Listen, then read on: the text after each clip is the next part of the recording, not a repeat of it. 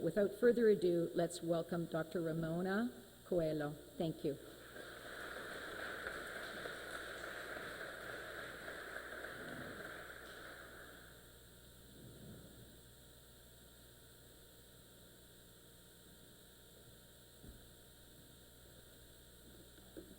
Good afternoon. I'd like to thank you for inviting me to speak to you today, reflecting on assisted suicide after 1 year in Canada. Today I'd like to walk us through what assisted suicide is, the current climate concerning healthcare workers after 1 year in Canada, and then a brief overview of the ethical dilemmas that I believe we need to continue discussing as a nation. I was a home care physician in Montreal for several years before relocating to London, Ontario.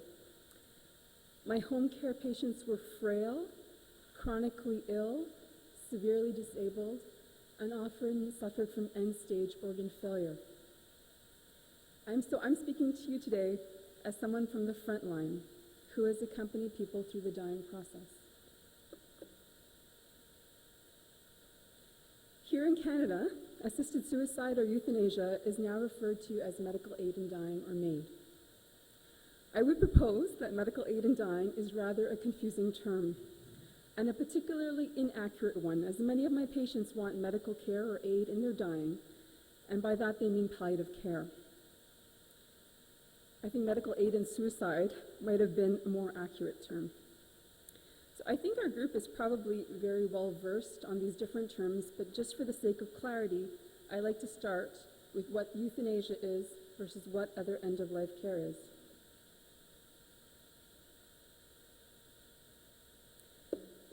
Euthanasia is the deliberate killing of someone. Therefore, the individual who commits euthanasia has the intention to kill the person and cause that death, for example, by lethal injection. In cases of assisted suicide, a third person, the nurse practitioner or the doctor, provides the means for the person to kill him or herself. On the other hand, it should be understood that medical aid in dying, or euthanasia, is not withholding or stopping of inappropriate, unwanted, or ineffective medical treatment, or the provision of compassionate palliative care. I'm having some trouble with this clicker, I'm sorry.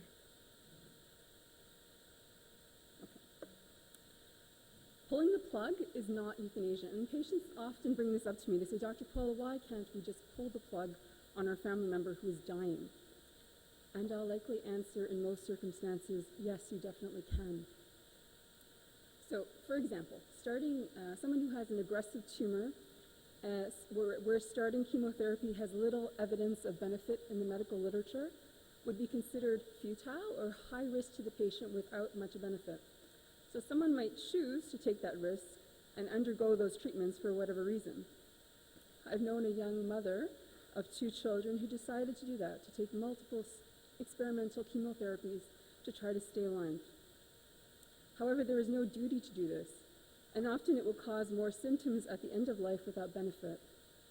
Therefore, deciding to forego treatment is not euthanasia, it's allowing natural death to occur. Or again, if someone with a terminal illness starts to deteriorate, taking them to the ICU in most cases will not save their lives. It could be considered futile. Therefore, the decision might be made not to take them to the ICU and make that patient comfortable. Again, this is not killing someone, but allowing their disease to take its natural course and not prolong the dying process. When Bill C-14, the federal legislation on medical aid in dying bill, was passed in June of 2016, we embarked as a society on the legalization of MAiD. Since then, it's estimated that well over 1,300 people have died by a lethal injection in Canada. In the bill, the preamble was very clear that the Canadian Charts of Rights and Freedoms were meant to be respected. That meant that MAiD participation was to be voluntary. This was also clear from the justices in the Carter case. And of course, most people would agree that it is not reasonable to force people to participate in killing, no matter how merciful it is construed to be, and that all the participants in the process should have volunteered. However, the Ontario College of Doctors and Surgeons, or CPSO, has a policy that states that physicians who consciously object to procedures such as euthanasia must participate at very least via referral to a non-objecting willing physician. Before this policy was enacted, I could simply and respectfully let the patient know that whichever services in question were legal and that they could contact the hospital or telehealth. But now the college wants me to say, I will make this happen for you. I will help arrange this. I will put you on this path. The battle for the right to conscious objection has been challenging. Many physicians are emerging to voice their protest, and I have to say I have met many wonderful people this past year fighting for this cause. There have been letters of support from Hindus, Sikhs, Muslims, Jews, and Christians, all stating that effective referral is not a workable solution as a government-mandated system for patient access. Many moral theologians of these religions agree that such participation is impossible for members of these faiths.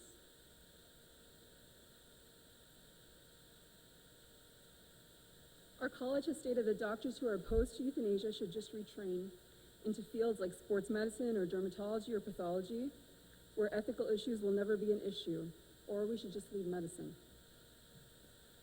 Udo Schukling, a bioethicist from Queens, has said that we should be screened out of medicine by having a conscience test in medical school, and if we fail, we shouldn't be admitted. We've also lost a changing legislation in Ontario, despite attempts to meet and reason with the current Liberal Cabinet and Ministry of Health. We've been voted down on the amendments in Bill 84 and the Private Members Bill 129 that was introduced by Conservative MPP Jeff Urick to protect conscience rights. We also had our hearing of a court case that Alberto's, the lawyer representing this case, will be discussing tonight, and that we are awaiting pronouncement from the judge. I'm sure he will expand on this ethical dilemma of effective referral. So I'd first like to look at some of the practical consequences of forced referral and the puzzling aspects about the whole matter. In London, I knew two neurology residents who have just graduated, and they both passed their exams. One of them is thinking of doing outpatient work, and the other one is thinking of doing inpatient work. And the question remains, will she be able to get a hospital job if she refuses to participate in MAiD? Already at the Bill 84 submissions, there was one submission where a doctor said that she was being bullied at her hospital because of her opposition to MAiD. And many hospitalists have already let me know that they are being pressured to participate in the process at different levels, and they have been told they shouldn't and don't have the right to disagree, and that it's normal to be uncomfortable and they will get used to it. Another true story I share is of an Iraqi Catholic family doctor. Her family fled from Iraq to Ontario, and her family and friends never believed when they came to Ontario, a province where they understood that they would be happy and have religious freedom, that one day she might have her family medicine license put into question because of her deeply held religious beliefs.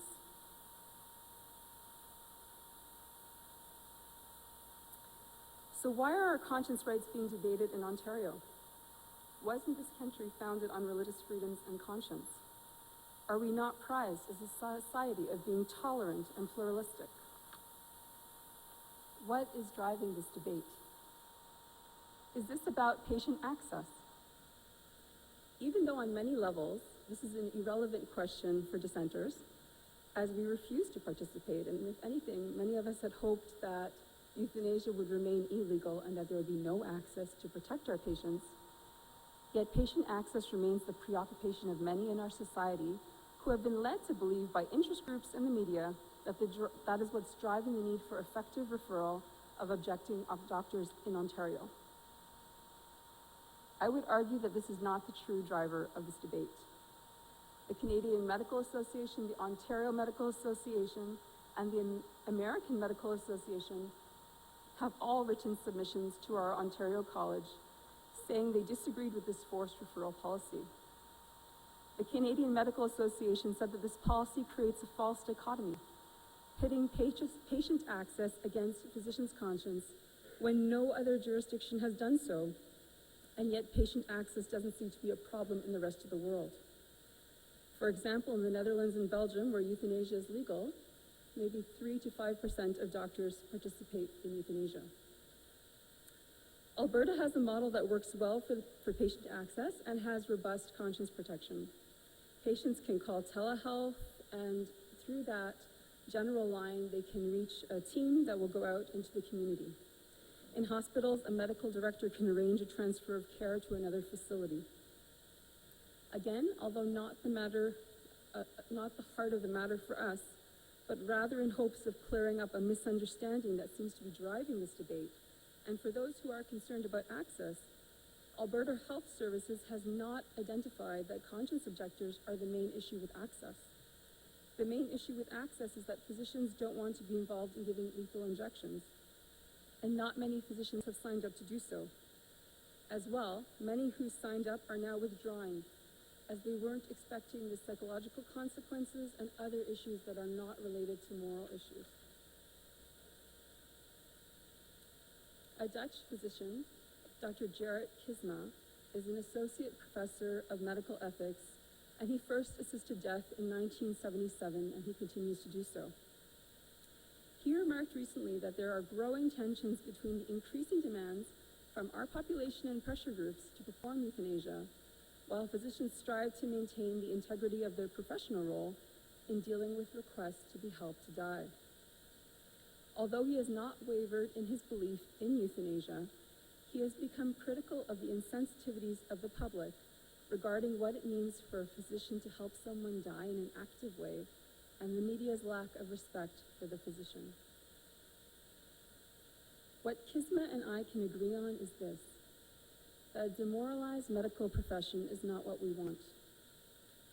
Forcing healthcare workers, along with unfair societal pressures, will only make physicians leave, or retire early, or burn out. And that is not a positive thing, and it won't increase access. These arguments around access and objection should be extended to religious institutions and hospitals whose code of ethics does not find MAiD acceptable. The history of Canada is richly impacted by many religious who came and gave their lives in the service of the poor and the sick. Now that we have a public single-payer system, I'm sure you've read too, in the media there are many stories kind of saying that hospitals should not be allowed to hold on to their rich history, beliefs, and code of ethics. They should all just offer MAiD. Firstly, most hospitals already divide up areas of expertise to avoid overlap and improve quality. Transfer of care among physicians and to different facilities are done every day for many medical matters. Also, we all pay our taxes, including those who feel safer in religious hospitals that embrace their ethical approach to life. If the government wanted to dictate every service offered by all hospitals, they should buy out all the hospitals, including infrastructure and often the buildings which belong to the institutions that founded them. The simple truth is that our underfunded system could not support such a heavy buyout, and we would lose more services and further impoverish our system in many, many ways. Our religious institutions do continue to offer excellent care, and we want them in our community.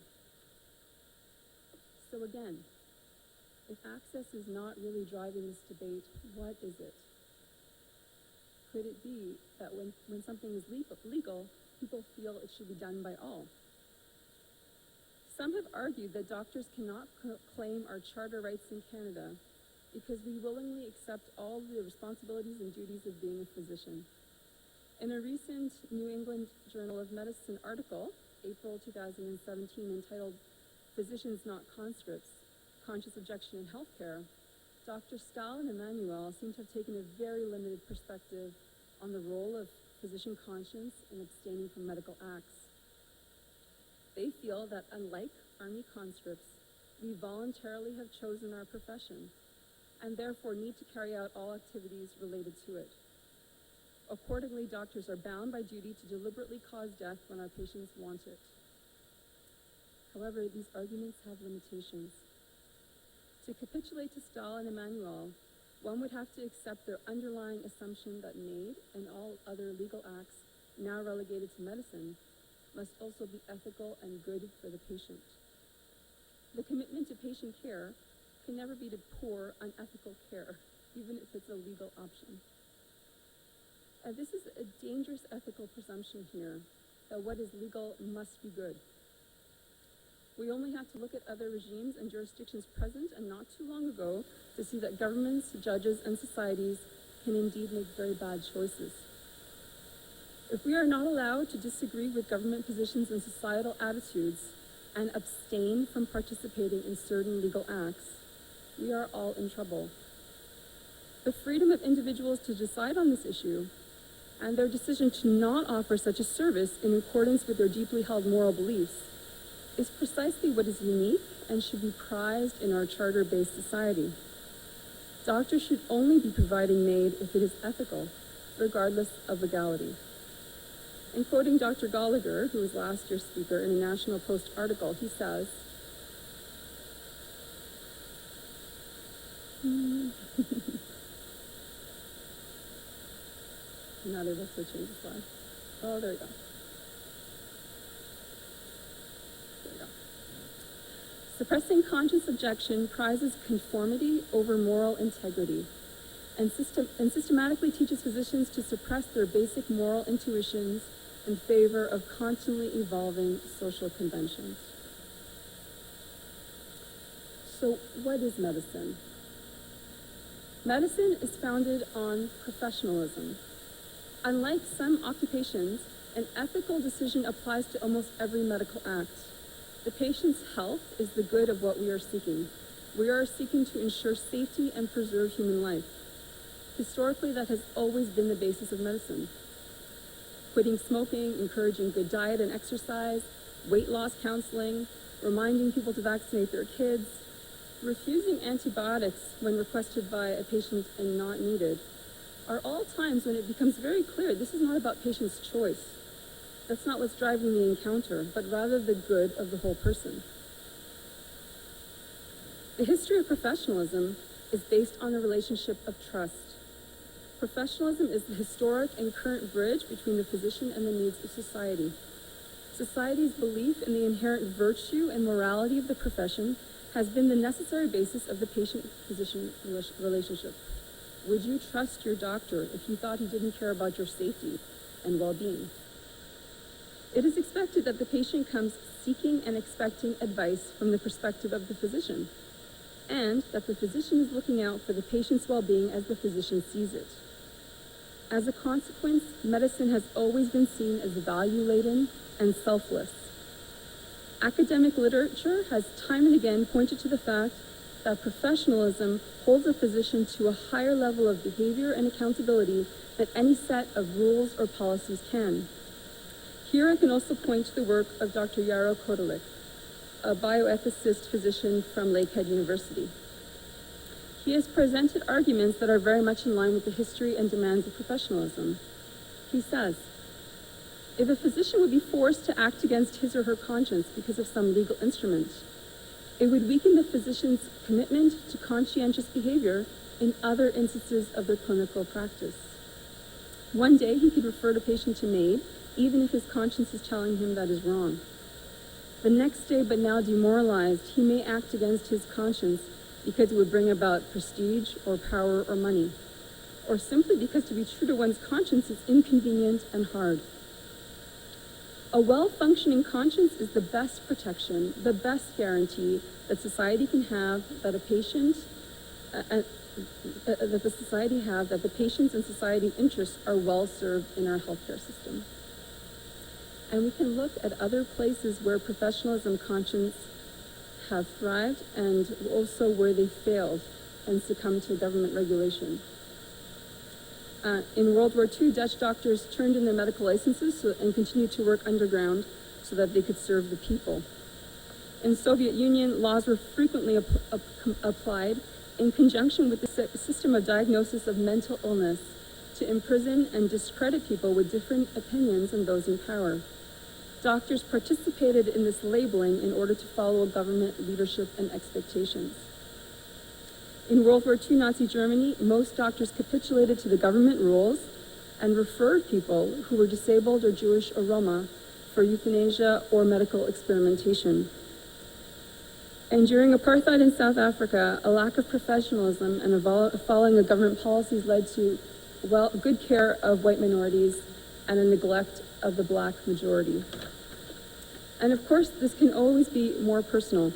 I remember one day, it was my daughter's birthday, and I wanted to get home. I was finished my clinic, and someone came in. I had my back to the door. I could hear that he was short of breath. And my secretary said, "Oh, Dr. Coelho is not a walk-in doctor, and she's done for the day, and your health card is expired." And he said, "Okay, no problem. I'll come back another day." And you know, honestly, no one would have known, right? I could have left and I could have gone home, and he could have had chronic shortness of breath. I didn't know, right? But I turned around and I looked at him, and he was a young man, a few years older than me. So I examined him, got an ambulance, and he was admitted.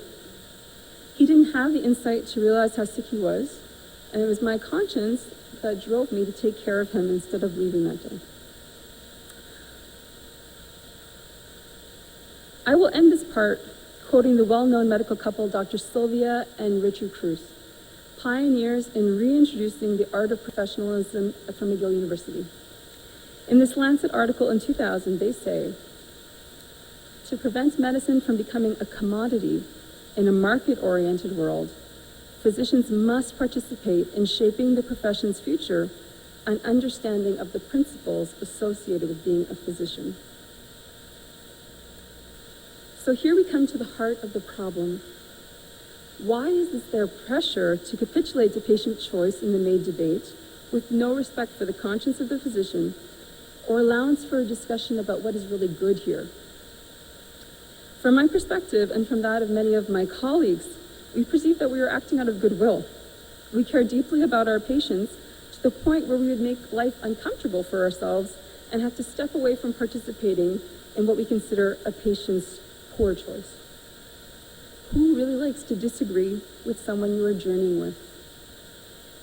Yet people arguing against us would tend to have less than complimentary terms for us, right? You've heard it, I'm sure.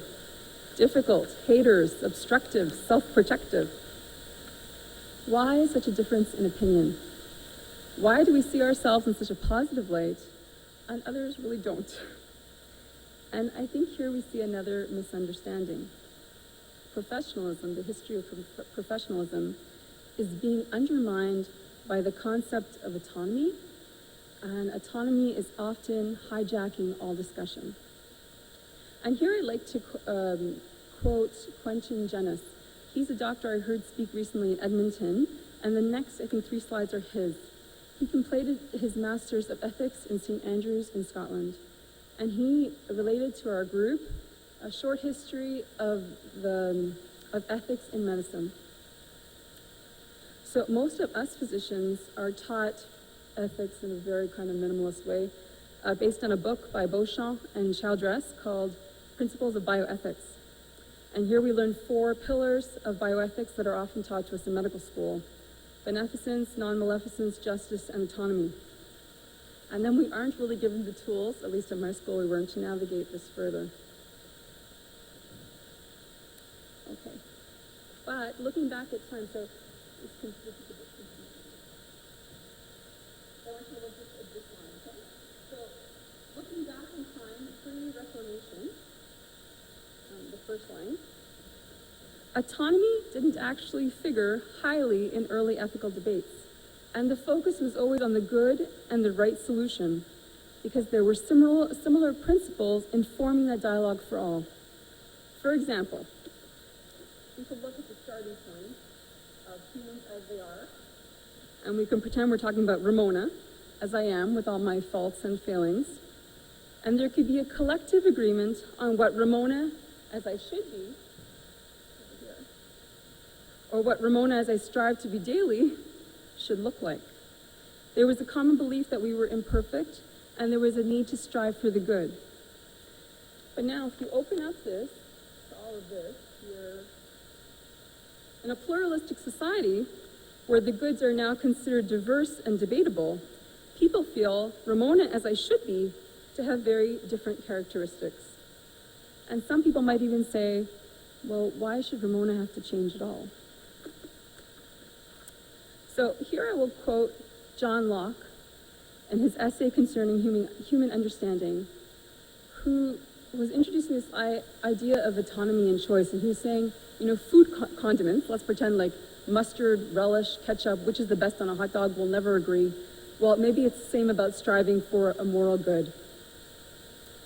So he says, every mind has a different relish as well as palate, and you will as fruitlessly endeavor to delight all men with riches or glory as you would to satisfy all men's hunger with cheese and lobsters, which, though very agreeable and delicious to some, are to others extremely nauseous and offensive. I think that the philosophers of old did in vain inquire whether the chief good consisted in riches, bodily delights, virtue, or contemplation. They might as well have disputed whether the best relish were to be found in apples, plums, or nuts. So, do we let choice reign supreme? And what about my supreme choice then? Because we can't all agree on a situation, do we have to prioritize choice? So looking at this in the columns, Kant, a German philosopher, was the first to introduce the idea of autonomy in moral decision-making. And it was clearly defined. It couldn't be an arbitrary desire, I want this. It had to be something that was considered that if everyone chose this, it would be a good for society, for all people. Later, John Mill, a political theorist from England, in On Liberty, introduced the idea of autonomy as very important in decision-making. What's important to note about Mill's liberty is that it was a political model meant to promote the principle of autonomy in a government situation. The idea of pitting a hostile, uncaring government against oppressed citizens. Now, getting back to Beauchamp and Childress's book that we use in medicine that was published over 35 years ago, one can see that they've introduced a political model into a medical framework. And with a medical model, autonomy as an independent pillar makes less sense because everyone is actually dialoguing peacefully about the good of the patient in trust. So Quentin Genuis, these are his slides, and I very much look forward to his contribution to Canadian medicine and ethics as this debate goes forward. So what is funny, or not so funny, about governmental and pressure groups like Dying with Dignity accusing us of paternalism in the pejorative sense is this. Giving good, consistent advice in medicine is understandable, where the patient is by definition asking the physician's opinion on best ethical care practices, and the physician shouldn't do less than give good advice or perform good works. This is not paternalism, this is professionalism. However, paternalism is what we are seeing in the government and agencies such as Dying with Dignity. It's not excusable for the government to repress the voice and societal role of minority physicians who are simply trying to care for our patients with integrity and respect. We want a government that is able to tolerate different opinions for us to coexist in a pluralistic society. Forcing participation is actually an incredibly intolerant and controlling move, and that is creating that false dichotomy between patients' choice to access these services and physician and healthcare worker conscience rights. Okay, so moving on to arguments for medical aid in dying. The two primary arguments for medical aid in dying are based on autonomy and mercy. Autonomy and self-determination has been put out there, as we've just seen, as a paramount good by certain groups in society today. Hence, they see people like myself and others with opinions of what is good for them as generally annoying.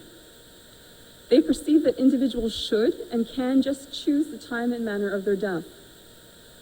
MAiD supporters in the media and in government try to assert time and again that this is a personal decision, one that won't affect anyone, a choice made in isolation. But anyone who has had someone commit suicide in their lives, or even in the periphery of their lives, knows this is not true. If it were true, we would not have to legalize MAiD and then try to get society to help make that isolated, autonomous choice a reality. We do not exist in a vacuum, and we are made for relationships to each other. We are born into a family, a clan, a society, and a nation. We know statistically that families where suicide has been completed are at higher risk going forward for more suicides in that family. And we can look at the crisis of the north of our Indigenous youth who are killing themselves and look at the contagiousness of despair. The idea that suicide is a calmly thought out, autonomous decision is also easily debatable. Autonomy in this setting is tenuous, and I would argue impossible. Often a patient has incredible guilt and concerns that they will be a burden. And in Canada, our government has made it a priority to note that elder abuse is high and hard to detect. The feelings sick patients can have of guilt and dependence and the embarrassment and loyalty they can feel in these situations to their families make clarity for a physician difficult. I had a wonderful elderly lady who used to visit me with her equally lovely daughter. She started to lose weight and she said she had no will to live. I initiated a cancer workup. Then we realized her B12 was dropping, her iron had dropped. And finally, it was the daughter who realized that her brother, who had moved in to take care of the mother, wasn't feeding her and was taking her money. Why didn't this patient just tell me? The son wasn't there for any of our visits. This is here in London in my office. And her daughter also clearly cared deeply about her and would have protected her. And unfortunately, as someone who did home care for years, I have seen many cases like this. I am all too aware that in the public setting, such as a hospital and my office, these stories are never told or discovered. Also prior to the legalization of MAiD here, and in most other jurisdictions where MAiD is still illegal, patients are treated for depression, and with existential therapy, many of these death requests are treatable and go away.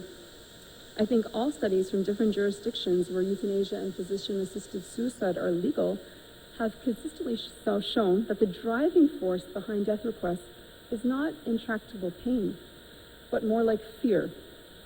Fear of loss of autonomy, fear of pain, fear of being a burden, and fear doesn't lead to rational, autonomous choices. Also, if MAiD is just a question of autonomy, why should it be just for those with terminal illness? Surely any suicide wish can be seen as an autonomous request for death and should therefore be fulfilled.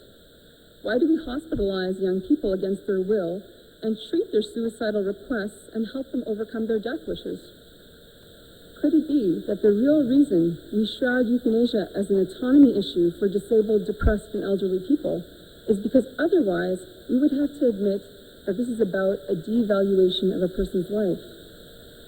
That as a society obsessed with function and completion of tasks, we do prize the young and strong and have a disdain for the weak and frail.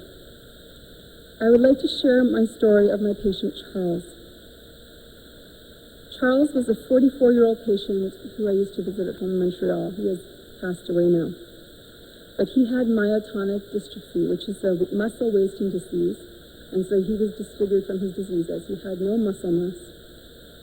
Nobody likes to see this kind of deterioration, but I think many doctors would turn away, especially when we have no effective treatments to fix this problem.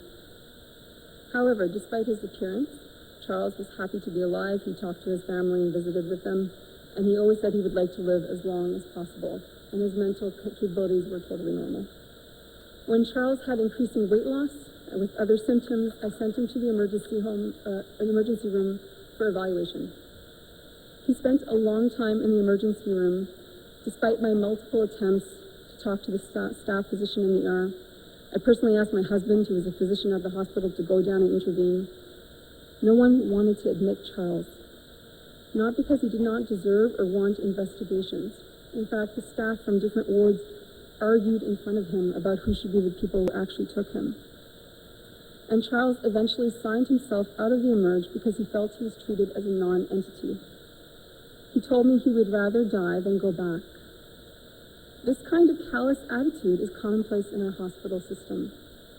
Could it really be that this kind of inhumanity is what is driving these death wishes, and often our willingness to comply with them?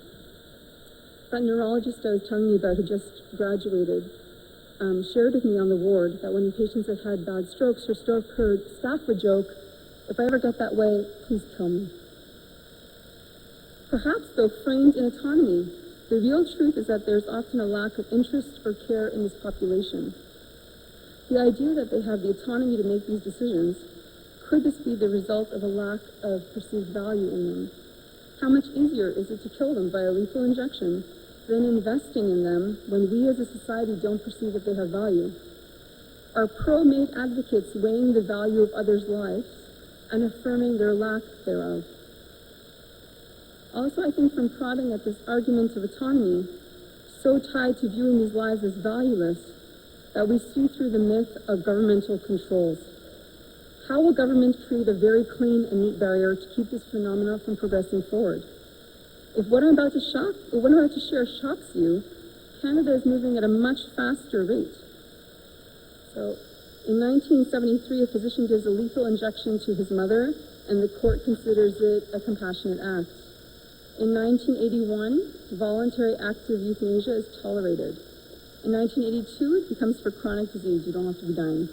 1985, involuntary, meaning without consent, euthanasia is tolerated. And actually, a doctor was not only acquitted for killing several people in a nursing home without consent, he received compensation for damage to his reputation. 1989, your first infanticide case, a baby with Down syndrome is given a lethal injection. 1994, the court okays euthanasia for mental suffering. 2001, euthanasia is legalized for people over 16 without parental consent. 2004, you have a grown-again protocol which extends euthanasia to children and newborns, particularly directed at those with disabilities. And there is an emerging trend from the Netherlands placing the onus on the patient to make it clear in writing while they still can and are still competent that they do not want euthanasia. Other jurisdictions have similar issues. Belgium, euthanasia for children and depression. Most societies that legalized euthanasia initially had the intention of using it only for terminal cases, for terrible pain with no possible cure. It had to be voluntary and there had to be a second opinion from another doctor. But after 4 decades of acceptance of euthanasia in the Netherlands, it has become common there to perform involuntary euthanasia without consent, that is, euthanasia in non-terminal cases, euthanasia without a second opinion. There is talk of there being euthanasia for people who feel that their life is complete, but suffer no illness. So autonomy with no bounds or consideration of the good or rights of society and safety is never satisfied and continues to push forward, creating more and more victims, those victims who perceive themselves and are perceived as valueless. Now that we've taken a look at autonomy arguments, let's get back to those moral-based arguments about searching for the good for the patient. Some advocates for MAiD are still arguing for the good of the patient, just not based on autonomy. They claim that death is a good and better for the patient who is suffering and in intractable pain. However, there are several flaws with this argument too. Firstly, intractable pain is an issue where the standard of palliative care is not being applied. Secondly, and I'd like to give credit to Dr. Gollard here again, I'm bringing up this point several times in his articles, that such an argument is built upon the presumption that death is better than life. However, that is a metaphysical postulate, which can always be debated. No one can make a scientifically tested argument about death being better than life, as none of us have been dead. MAiD advocates who mock religious people as making silly presumptions about the sacredness of life are also not basing their claim that death is better than life on science and have fallen into their own trap. Also to this point about the debatable good in choosing death, I'd like to highlight the UN Declaration of Human Rights. Born after World War II, trying to start anew amidst a recognition of many atrocities and affronts to countless people, and trying to seek a new way of viewing equality and protecting the vulnerable, this declaration is beautiful and clear. All people are equal in value, in dignity, in their right to life and conscience. In light of this document, a society can be judged by how well it treats its vulnerable and marginalized. Whether smart or rich, smart or simple, poor or rich, sick or in good health, we all belong to the same human family. And because of this, aiming to destroy the life of a human person is a travesty. It is not ours to take, only to protect and treasure. When we start to view people's lives as valued differently and deviate from that declaration, scary things have happened and will continue to happen. What becomes a value judgment here for an apparent merciful act creates a society that no longer respects the vulnerable amongst us as equals. According to a MAiD, that's one of our big Canadian Medical Association journal in 2010, you are 5 times more likely to be involuntarily euthanized, that means without your consent, if you are over 80 or disabled.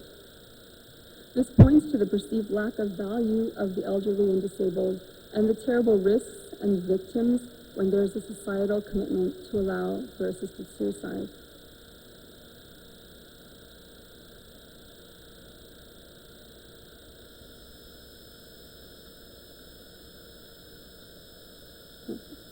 Moving on to the other arguments against euthanasia and MAiD, we can see other negative societal effects from other jurisdictions that point to the actual lack of goodness in allowing people to choose death.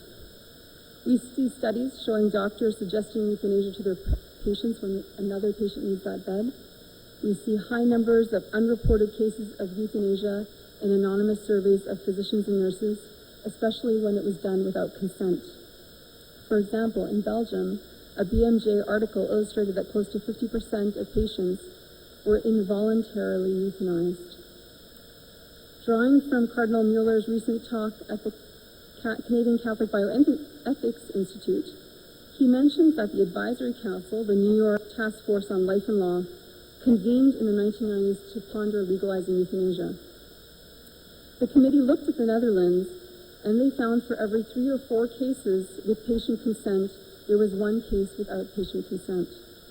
In particular, the committee concluded, if euthanasia were practiced in a comparable percentage of cases in the United States, voluntary euthanasia would account for about 36,000 deaths a year, and euthanasia without the patient's consent would occur in about 16,000 deaths.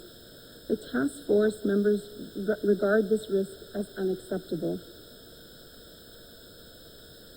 I would also say that placing the decision in the hands of the physician has severe limitations, also because we have severe limitations.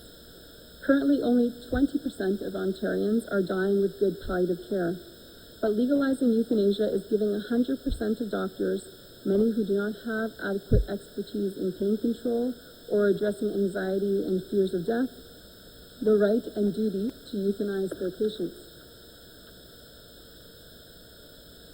And doctors are poor prognosticators.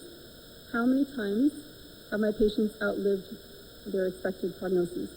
This is Jeanette Hall, and maybe most of you guys have heard of her, but in 1994, when Oregon had a vote about assisted suicide, she voted for it.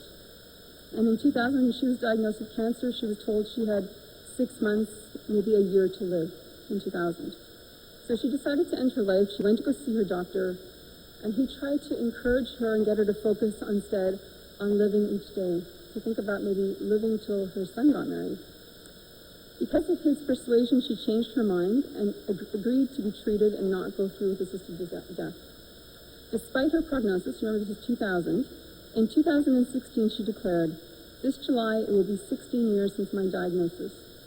If my doctor had believed in assisted suicide, I would be dead." And lastly, underfunding can lead to no choice but death. Underfunding of healthcare can bias choices. Recently, there was a local Canadian article about the problem of no access to palliative care in rural areas, but the mandate to make MAiD available within 10 days. There is no choice there. It has been documented that on refusing to fund certain chemotherapies for patients, insurance companies in American jurisdictions will send an information letter suggesting assisted suicide instead. There is no choice in that for patients either. As well, an impoverished approach to pain control can emerge, such as documented in Oregon.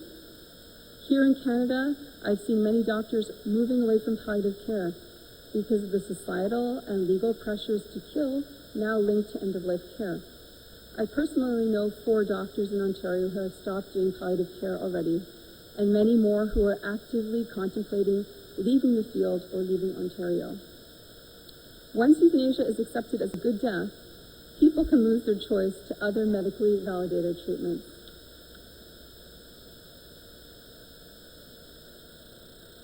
So what can be done in such circumstances? Assisted death is legalized. There will be many victims. As frontline physicians, we will continue to serve our patients and not participate in order to protect as many patients as we can. And it is always true that a patient can decide that the morals informing his physician don't jive with his and he needs another physician. I always explain to my new patients and disclose my worldview. I ask my patients, if knowing how differently we might feel about certain things, if they still trust me to give them good advice on other things. And to my knowledge, no patient has ever left my care for this reason. But trying to force the physician to give what he or she believes is bad advice and bad medical care will degrade the integrity required of the physician and undermine the foundation of the patient-physician relationship. We need to go back to what we've always had, a rich history of meaning and accompanying of the suffering patient. Viktor Frankl was a young Austrian psychiatrist neurologist who was sent to the concentration camps during World War II, and he lost his parents and his pregnant wife there. He actually had a visa to go to America, but he decided that he needed to take care of his parents who could not acquire passage. He wrote his most famous work, Man's Search for Meaning, in 9 days, sometime after his time in the concentration camp. Frankl is noted, even at a young age, by his high school teacher as being interested in the meaning of life. And his ideas impressed Freud and led to him being published at a very young age. During his time in the concentration camp, he tried to help his other inmates, and in so doing realized how important it is to have a reason to continue. He said, if there is meaning in life at all, then there must be meaning in suffering. He felt that it lay in the uniqueness of gifts we each have and relationships of loved ones, which give all of this meaning to continue in the face of adversity. This uniqueness of each individual gives a meaning to his existence and has a bearing on creative work as much as it does on human love. When the impossibility of replacing a person is realized, it allows the responsibility which a man has for his existence and its continuance to appear in all its magnitude. As he saw in the camps, those who found meaning even in the most horrendous circumstances were far more resilient to suffering than those who did not. Everything can be taken from a man but one thing, Frankl wrote in Man's Search for Meaning, the last of human freedoms, to choose one's attitude in any given set of circumstances. Suffering is a terrible thing. It evokes fear and respect and compassion in the ones who witness it. It can lead to terrible despair, a rejection of God and the value of life, because it seems to obscure the beauty of our own existence and the beauty of creation. Helping alleviate suffering takes love, patience, and time. In cases where someone is dying, it is important not to focus on roles of ability and instead try to focus on enjoying the moment as it is precious. In dying, and we will certainly all succumb to death, it can be sudden, but for many of us it will be a longer process. We might lose function, prestige, our roles, and often we are left vulnerable, uncomfortable, and needy.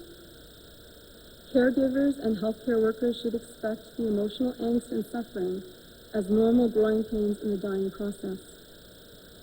The way healthcare workers need to help combat all this is to make every moment a celebrated one. In concrete ways, this means making routine tasks, such as bathing, dressing, toileting, grooming, excuses to soothe and bring pleasure to our patients. I end by offering you a simple story. It's the story of my first patient who came to me asking for medical aid in dying after it was legalized in Canada. And she was asking my opinion and letting me know her intention to do this. She was a fiery lady who did have a history of depression. She was a well-known and very talented artist. She had survived breast cancer some years ago, but then several years into our relationship, we discovered it had returned. In her brain, in her bones.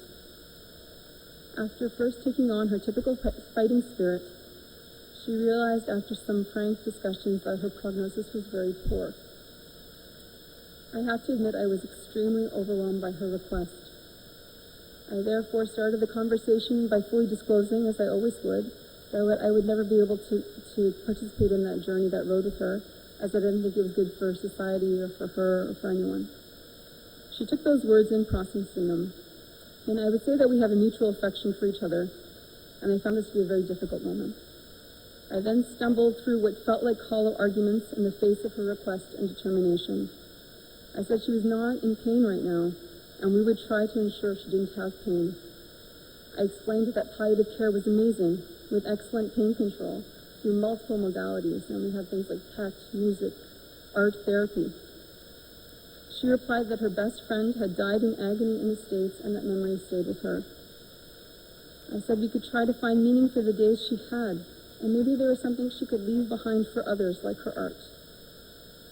She said her fatigue and her weakness in her hands made her useless, and she didn't have anything to leave the world, and was angry she couldn't paint. I told her maybe this was the time to seek closure with her friends and family, and could we explore that? She told me that she was angry at her family as they had treated her badly because of her increased irritability. She was angry at them and wanted them to feel badly about how they had treated her. She also then shared that she would sit daily on a park bench and hate all the people walking around her, living while she knew she was being robbed of her chance at life at a young age. She said her partner's uncle was a doctor in Holland, and he had arranged for her to go there if that's what she wanted, to die. She also said that she would talk at the hospital to her care team, and of course I muttered she was free to do that. I was not really offering her care at this point. Her oncologist and her palliative care doctor were, and I presumed I might never see her again. However, she kept coming back to talk to me. I would book her at the end of my day and give her my time. And she brought even an amazing gift to me in those days before she died. She brought in her beautiful photos of her artwork. She had even done a painting that she said reminded her of me, and it did look like me, even though it was painted years before. And we talked about making voice memos to describe her paintings to enrich the experience for those who would see it. I decreased her steroids that were meant to be shrinking her brain tumors as they were making her irritable, and that helped her feel less angry. Also, we moved her steroids to the morning, and that improved her sleep and her quality of life. We also switched her antidepressant. In the end, my patient decided to die at home, naturally, and not choose MAiD. I think all we can do is continue to accompany, offer solutions to our patients with love, and show them their meaning when they have lost sense of it. Death is a difficult journey, but even harder without meaning. And encountering that meaning through the different steps of dying, our patients leave us a rich legacy and also grow in ways we can never imagine. Thank you.